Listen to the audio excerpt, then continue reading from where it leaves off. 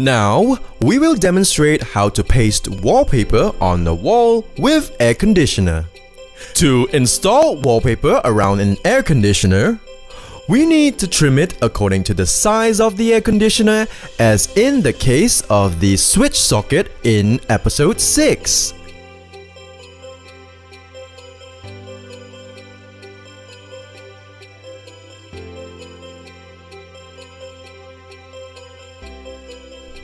Use a scraper to tuck the wallpaper tightly into the air conditioner seam and then cut the excess wallpaper with a blade.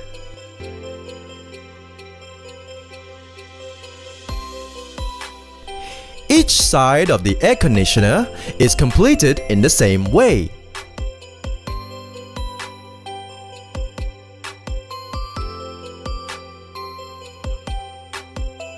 The next episode will teach you how to install wallpaper around the window frame.